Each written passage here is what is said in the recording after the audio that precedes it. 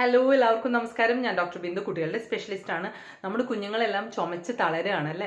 School തുടങ്ങിയ ശേഷം എല്ലാ കുഞ്ഞുങ്ങൾക്കും ക്രോസ് ഇൻഫെക്ഷൻ ആണ്. ക്ലാസ്സസിൽ പല കുട്ടികളും ലീവാണ്, പനി, ചുമ, ജലദോഷം, ശ്വാസം മുട്ടൽ അങ്ങനെ പറഞ്ഞിട്ട്, അതായത് റെസ്പിറേറ്ററി സിംറ്റംസ് ആണ് കൂടുതലായിട്ട്, ബാക്കി അസുഖങ്ങൾ ഇല്ല എന്നുള്ളതല്ല. അപ്പോൾ ഇങ്ങനെ ഒരു കുട്ടി ചുമയായിട്ട് നിങ്ങളുടെ വീട്ടിലുണ്ടെങ്കിൽ നിങ്ങൾ എന്താണ് ആസ് എ കെയർ ഗീവർ നമ്മൾ ചെയ്യേണ്ടത് എന്നുള്ള കാര്യമാണ് നമ്മൾ പെട്ടെന്ന് ഡിസ്കസ് ചെയ്യാൻ പോകുന്നത്. അപ്പോൾ ചുമയുടെ കാരണങ്ങളോ അതിൻ്റെ ഡീറ്റെയിൽസ് സംഭവങ്ങളൊന്നും നമ്മൾ പറയുന്നില്ല. ഇപ്പൊ പടരുന്ന ചുമ മെയിൻലി വൈറലാണ്. എന്നിരുന്നാലും ഇടയ്ക്ക് ബാക്ടീരിയൽസ്, ഈ വൈറലുള്ള കുഞ്ഞുങ്ങൾക്ക് തന്നെ സെക്കൻഡറി ആയിട്ട് ബാക്ടീരിയൽ വരുന്നുണ്ട്. വൈറലാണെങ്കിലും ബാക്ടീരിയൽ ആണെങ്കിലും ഒക്കെ ചില കുഞ്ഞുങ്ങൾക്ക് അത് ന്യൂമോണിയയിലേക്ക് പോകുന്നുണ്ട്. ഏറ്റവും പ്രധാനമായിട്ട് ആസ്മ പോലെയുള്ള കുഞ്ഞുങ്ങൾക്ക് വല്ലാതെ ശ്വാസം മുട്ടൽ വരുന്നുണ്ട്. പ്രതിരോധശേഷി കുറഞ്ഞ, പോഷകാഹാരക്കുറവുള്ള കുട്ടികൾക്കും അസുഖം പെട്ടെന്ന് വരുന്നുണ്ട്. പ്രിമച്വർ ബേബീസിന് വളരെ കൂടുതലായിട്ട് അസുഖങ്ങൾ വരുന്നുണ്ട്. അപ്പോൾ ഇങ്ങനെ ഒരു കുട്ടി വീട്ടിലുണ്ടെങ്കിൽ നമ്മൾ ഫസ്റ്റ് തന്നെ നമ്മൾ ആദ്യം ഡോക്ടറെ കാണിക്കുക തന്നെയാണല്ലോ ചെയ്യുക. കാണിച്ചു കഴിഞ്ഞ് ഡോക്ടർ ചെസ്റ്റൊക്കെ ഒന്ന് നോക്കട്ടെ. നോക്കിയിട്ട് നിങ്ങളോട് പറയുകയാണ് ചെസ്റ്റൊക്കെ ക്ലിയർ ആണ്, ഒന്നുകിൽ ജലദോഷം അല്ലെങ്കിൽ തൊണ്ടയുടെ ചെറിയ പ്രശ്നങ്ങൾ കൊണ്ടാണ് ചുമ എന്നുണ്ടെങ്കിൽ ഡോക്ടർ നിങ്ങൾക്ക് ചെറിയ മരുന്നുകൾ മാത്രമേ നിങ്ങൾക്ക് പ്രിസ്ക്രൈബ് ചെയ്യുന്നുണ്ടാവുള്ളൂ. അപ്പോൾ ആ മരുന്ന് കൊടുത്തു നോക്കണം ആദ്യം. അപ്പം നോർമലി പനിയൊക്കെ ഉണ്ടെങ്കിൽ പനിയൊക്കെ വിടും. ചുമ ചിലപ്പോൾ കുറച്ച് ദിവസം കൂടി നീണ്ടു നിന്നു എന്ന് വരാം. എന്നാലും അത് കുറഞ്ഞു വന്നിരിക്കുകയാണെന്നുണ്ടെങ്കിൽ പതുക്കെ ഒരു 4-5 ദിവസം കഴിച്ചിട്ട് ചുമ മാറിക്കോളും. കുറയുകയാണെന്നുണ്ടെങ്കിൽ നിങ്ങൾ പേടിക്കേണ്ട. പിന്നെയും അടുത്ത നെക്സ്റ്റ് ഡോക്ടറെ കാണിച്ച് പിന്നെയും കുറേ മരുന്നുകൾ അങ്ങനെ കൊടുക്കാതിരിക്കുന്നതായിരിക്കും നല്ലത്.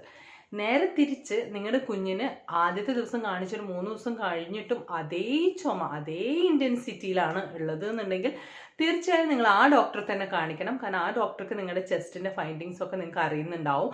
അപ്പോൾ നോക്കുമ്പോൾ അന്ന് കണ്ടതിനേക്കാളും വേഴ്സൺ ആയി എന്നുണ്ടെങ്കിൽ മാത്രം നമുക്ക് ചിലപ്പോൾ ചില മരുന്നുകൾ ചേർക്കേണ്ടതായിട്ട് വരും. മനസ്സിലായില്ലേ? ആവി പിടിക്കുന്ന കാര്യം എന്ന് വെച്ചാൽ ചില കുഞ്ഞുങ്ങൾക്ക് ചില അസുഖത്തിന് ആവി ഹെൽപ്ഫുൾ ആയിരിക്കും. അത് നമ്മൾ ഈ സ്റ്റീം അല്ലേ, നെബുലൈസേഷൻ. അപ്പോൾ ചിലർ എല്ലാത്തിനും നെബുലൈസേഷൻ ചെയ്യും. അതിൻ്റെ ആവശ്യമില്ല. ഡോക്ടർ നിങ്ങളോട് പറഞ്ഞു എന്നുണ്ടെങ്കിൽ മാത്രം നെബുലൈസേഷൻ ചെയ്യുക.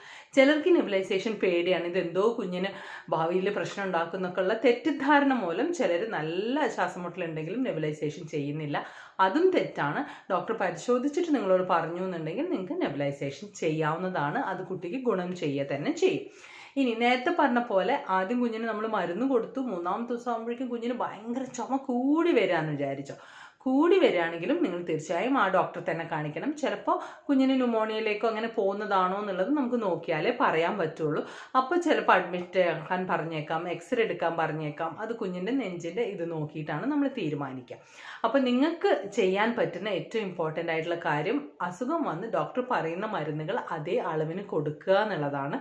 അഥവാ നിങ്ങൾക്ക് കുറവില്ല അല്ലെങ്കിൽ കൂടുന്നു തോന്നുകയാണെങ്കിൽ അതേ ഡോക്ടറെ തന്നെ ഒന്നുകൂടി കൊണ്ട് കാണിക്കുക. കാരണം നമ്മൾ ഫസ്റ്റ് ഒരു ഒറ്റമൂലി എന്നുള്ള സംഭവം ഇല്ല മോഡേൺ മെഡിസിൻ. അസുഖത്തിനനുസരിച്ചാണല്ലോ നമ്മൾ ചികിത്സിക്കുന്നത്. അപ്പോൾ അതുകൊണ്ട് തന്നെ കുഞ്ഞിന് കൂടിയെന്നുണ്ടെങ്കിൽ മാത്രമേ നമ്മൾ സെക്കൻഡ് ലൈൻ, തേർഡ് ലൈൻ അങ്ങനെയുള്ള മെഡിസിൻസിലേക്ക് പോവുകയുള്ളൂ. അപ്പോൾ അതുകൊണ്ട് നിങ്ങളെ ഫസ്റ്റ് ട്രീറ്റ് ചെയ്ത പ്രൈമറി ഫിസിഷ്യനെ തന്നെ നിങ്ങൾക്ക് ഒന്നുകൂടി കാണിക്കുന്നത് നല്ലതായിരിക്കും.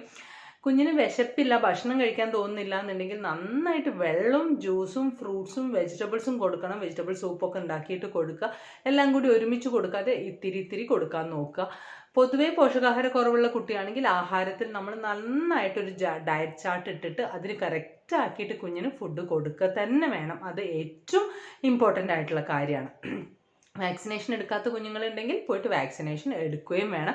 കാരണം വാക്സിനേഷൻ എടുക്കുന്നത് ഇങ്ങനെ വൈകി വെച്ചാൽ അതിൽ ന്യൂമോകോക്കൽ വാക്സിൻ ഉണ്ട്, ഹിബ് എന്നുള്ള വാക്സിൻ ഉണ്ട്. ഈ വാക്സിൻസ് ഒക്കെ കൂടാതെ നമ്മുടെ ഡിഫ്തീരിയ, പെർട്ടൂസിസ് അങ്ങനത്തെ വാക്സിൻസ് ഒക്കെ നമുക്ക് ശ്വാസകോശ സംബന്ധമായ രോഗങ്ങളെ പ്രതിരോധിക്കാനുള്ള വാക്സിൻസ് ആണ്. അപ്പോൾ അത് കുഞ്ഞുങ്ങൾക്ക് എന്ത് വന്നാലും ഗുണം മാത്രമേ ചെയ്യുള്ളൂ. അപ്പോൾ വാക്സിനേഷൻ നമ്മൾ മുടക്കരുത്. പിന്നെ നിങ്ങളോട് എന്തെങ്കിലും മരുന്ന് കുറച്ച് ദിവസത്തിന് ഇപ്പോൾ അലർജി അങ്ങനെ എന്തെങ്കിലും എടുക്കണം എന്ന് പറഞ്ഞിട്ടുണ്ടെങ്കിൽ ഡോക്ടർ നിർത്തണം എന്ന് പറയുന്നത് വരെ നിങ്ങൾ തുടർച്ചയായിട്ട് അത് പറഞ്ഞ പോലെ കൊടുത്തുകൊണ്ടിരിക്കുകയും വേണം. വീട്ടിൽ ട്രീറ്റ്മെൻറ്റ് ഹെൽപ്പ് ചെയ്യുമോ എന്ന് ചോദിച്ചാൽ ചെറിയ രീതിയിലൊക്കെ, ഇപ്പോൾ മുതിർന്ന കുട്ടികളാണെങ്കിൽ നിങ്ങൾക്ക് കുറച്ച് ആവി പിടിക്കുകയും മൂക്കിൽ മരുന്ന് ഉറ്റിക്കുകയും അങ്ങനെയൊക്കെ ചെയ്താൽ നിങ്ങൾക്ക് ചിലപ്പോൾ കുറഞ്ഞൊന്ന് വരാം. പക്ഷേ യങ്ങർ ബേബീസിനെയാണ് ഞാൻ ഉദ്ദേശിക്കുന്നത്. അതായത് ഇൻഫൻസ്, 1 വയസ്സിനുള്ളിലും 1 വയസ്സ് മുതൽ 3 വയസ്സ് വരെയുള്ള കുഞ്ഞുങ്ങൾക്കൊക്കെയാണ് ഇത് വല്ലാണ്ട് പടർന്ന് പിടിക്കുന്നത്. അവർക്കാണെങ്കിൽ ചുമച്ച് തുപ്പാനും അറിയില്ല, വിഴുങ്ങാനും അറിയില്ല. അപ്പോൾ അതുകൊണ്ട് കുഞ്ഞുങ്ങൾ വല്ലാണ്ട് കഷ്ടപ്പെടുന്നുണ്ട്.